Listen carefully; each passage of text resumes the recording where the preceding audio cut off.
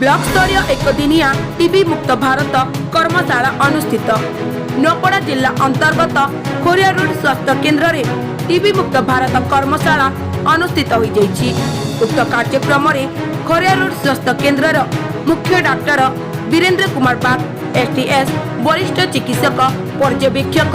नारायण होता, पीएचपीओ चांदनी किसान एवं डीपीओ पीरामल फाउंडेशन कावेरी होता प्रमुख कार्यक्रम रे जोग दे टीबी किपरि हुए एवं एहार निवारण उपरे बुझाइथिले।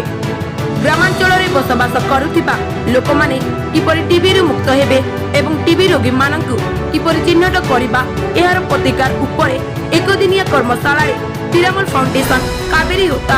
ग्रामीण स्वास्थ्य कर्मी मानकु बुझाइथिले। उक्त कार्यक्रम रे आशा कर्मी स्वास्थ्य कर्मी माने कर्मशाला रे जोग दे टीबी मुक्त भारत किपरि हेबो ता विषय बुझिथिले। समस्त सब सेंटर आशा हेल्थ वर्कर समस्त डका जाइए हाउस टू हाउस समस्त घर को माने टीबी मुक्त भारत लगी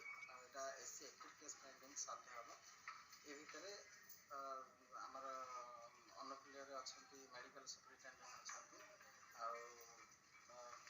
सीएससी आमर स्टाफ्स अच्छा पीरामल फाउंडेशन को कावेरी गुप्ता मैडम आसछंती समस्त को नहीं आम 2025 सुधा टीबी मुक्त भारत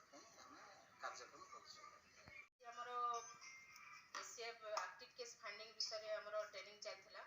सब हेल्थ वर्कर मेल फीमेल सब आशा दीदी मन को डका होता केमिति की हाउस टू हाउस विजिट करके आमर टीबी केस एक्टिव केस करके केमिति टीबी केस सब ये करके 2025 सुधा आम टीबी मुक्त करूँ से समस्ते 29 तारीख 30 तारीख और 31 तारीख अच्छे मॉकअप डे सेमती केमती सब